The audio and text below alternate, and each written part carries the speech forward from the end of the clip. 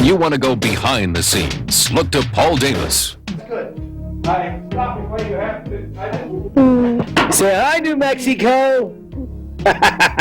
He joins us now. Coach, I hardly recognize you. Where's your hat? Hey, Paul, I brought it, but I left it in my car. It's time to talk about the Dukes now. Go to it, Paulie. Strange night, I'll tell you that right now. We will get right to it. For a while at the sports stadium tonight, I thought Duke's management should be fearing for their lives. A lynch mob mentality swept through the crowd like the wave. And this is what it looked like weather-wise at game time. A few clouds, but no rain. So the game gets called before it even starts. It seems the last few days of rain have soaked the grounds through and through. Infield, the way they were slipping around. It's not a normal situation where it was just rain. I mean, it's about 8 inches underneath and 10 inches of mud. I think most of the folks at the park were stunned. We got brave and went after some reaction. The ground was as wet as 6 o'clock as it is at 7. I don't know why they had to wait till 7 o'clock to cancel the game. I'm really mad. These guys really wanted to see the game. I want my money back. That's all I want. That's all I care about. I sit through snowstorms all year and watch baseball. I want my money back. Now!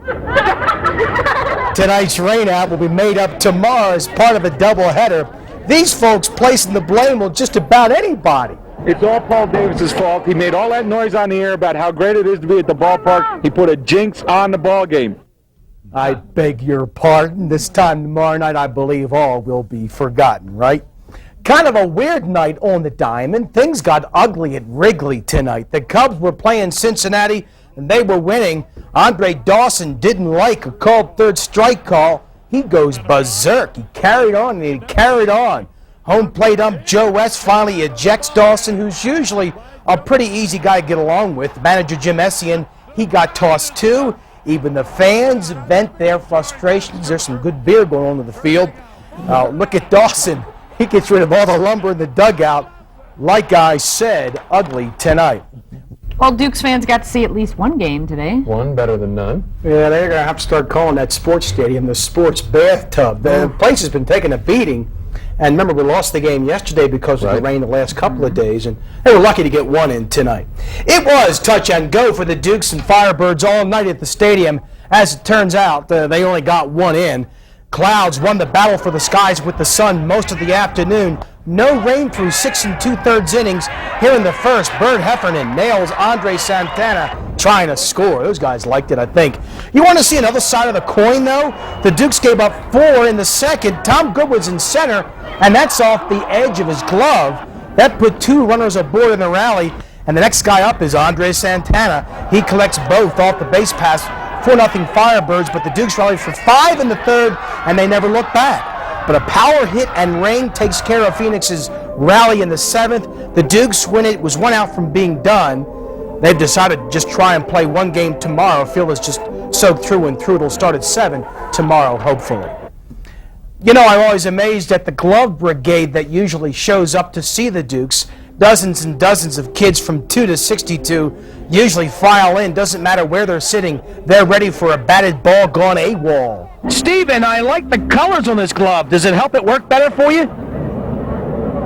You know, look at the green and the black. No, it doesn't. Have you ever grabbed a foul ball? No. All these years you've been wearing a glove and you've never gotten a foul ball? Do you know how to use this glove, son?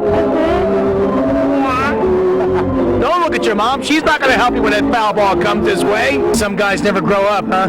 I never will, sir. I love it. In all the years you've been bringing a club to the ballpark, have you ever gotten a ball? Oh, quite a few, sir. You have? You bet. Best one was in Phoenix. Firebirds Dukes, bottom of the 7th. Sun in one arm, baseball in the other. I had that feeling tonight. I brought the glove in. Still can't believe that guy was calling me sir.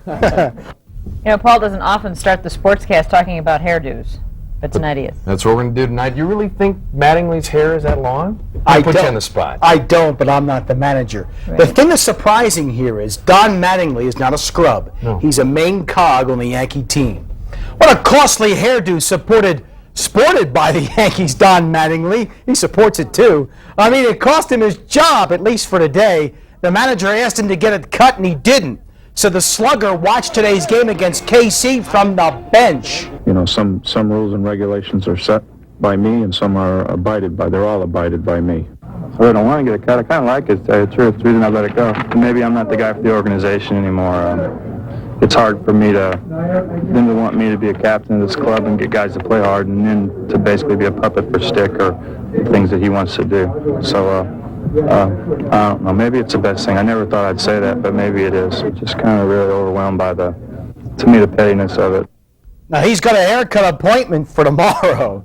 The Twins had a date with the Angels tonight. Is Minnesota really in first place? Watch the terrible throw from Al Newman. That's horrendous. Now, Scott Erickson only last 3 innings tonight. He was rough for 5 runs. Lance Parrish plasters career homer number 300 off the baggie in right center. The pitching star here, Mark Langston. He worked 7, allowed just 2 measly hits. The Twins don't give up ground because, let me show you the scores, Detroit set down Chicago. Elsewhere, a 4-game sweep, Seattle over Oakland. Toronto 7-game skid is over. There's your Yankees score. Boston over Cleveland, and Baltimore completes a 4-game sweep of Texas. Ramon Martinez hunting for his 15th victory tonight. Dodgers playing the Astros right now in the 4th. Houston leads 2-1. The Padres helped take some of the pressure off of L.A. They beat the Braves this afternoon. Here's the hero pitcher, Greg Harris. He allows but 3 Atlanta hits, his 2nd straight shutout. Here's your score, 1-0. There's your Dodgers score, 2-1 in the 4th, as I told you. San Francisco is up on Cincinnati. Smith gets his 31st save for St. Louis. Philadelphia finally beats Pittsburgh, and the Cubs by 1 over Montreal. That was today.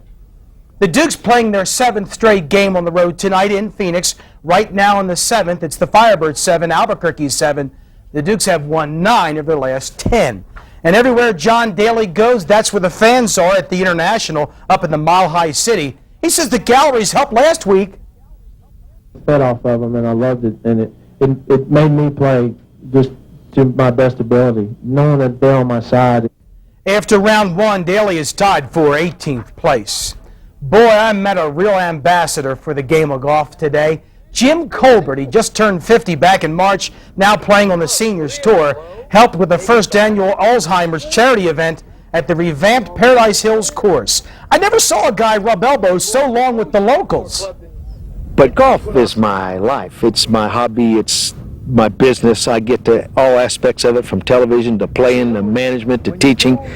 And so I get a little enthusiastic about it. And these people were really interested in the golf swing. And if they're that interested, I'm that interested. Jim is playing in his first Charlie Pride starting next week. They're down to 2 at the Women's State Open in Los Alamos. Nancy Romero beat Rosemary Thompson today. Anita Clancy set down Leslie Keenel.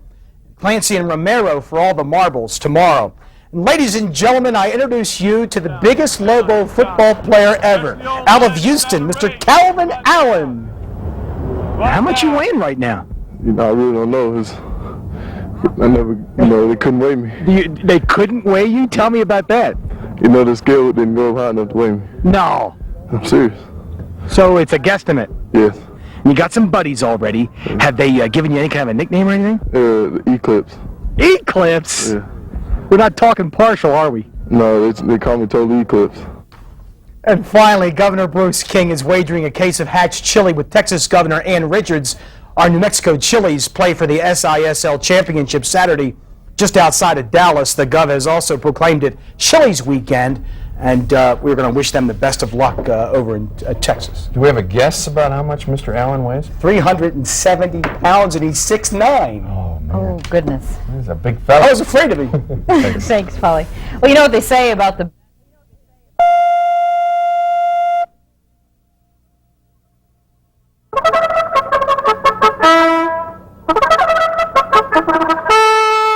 Horses are on the racetrack for the 5th race.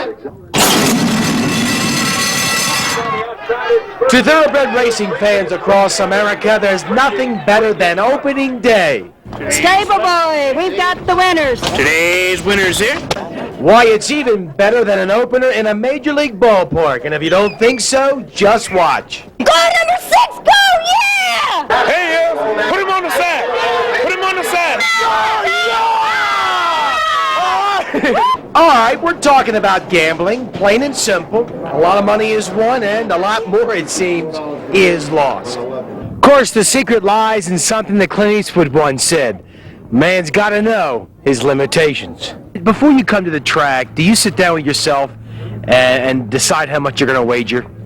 No, because I don't do nothing but win when I come to the track. I come to the track to win. Yeah, like 50 a day. That's no more than that. About 100, 150. Does the wife have any input on that figure? Yes. Oh, I don't play heavy. So we'll say $40, $50. My worst nightmare is when I won 150 and I lost it all back. Could I bet on the 5-horse in the 6th race? Let's go for it all to win $2. And on the outside, Lacey won with a head in front. Hi, you guys. Wrong way, third along the rail is Pepso. Lacey All right, this won is it. Here with they a come. head in Here they front. come. Racing Come on, second 5. is 5, you wrong got a way, chance. third Show along him the whip. rail is Show him the whip. Pepso. Come on, 5. Yeah! 4th place. Like I said, a man's got to know his limitations. It doesn't pay.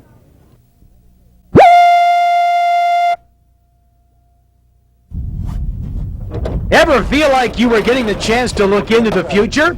Today I couldn't help but think I was watching a possible 21st century IndyCar points champion.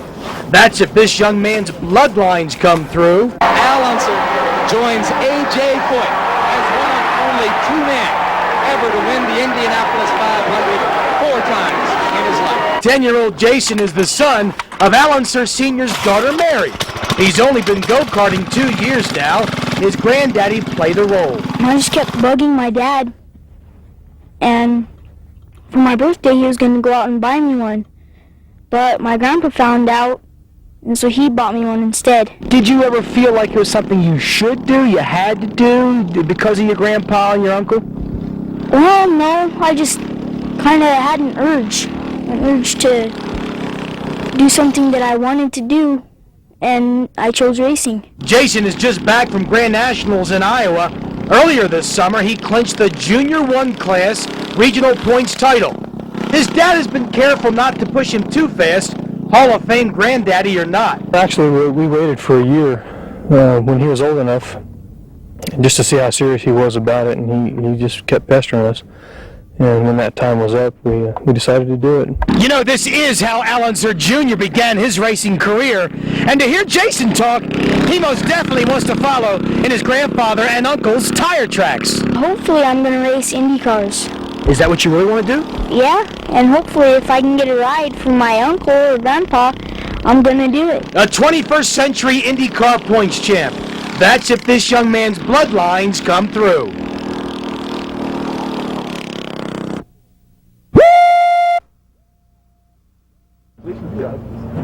All right, rookies have been breaking a sweat for over a week now, the veterans since Monday.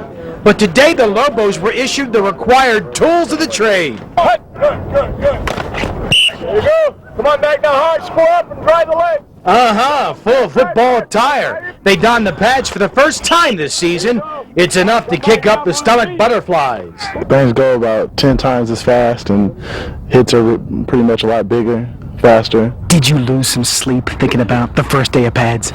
I think everybody lost some sleep. Everybody.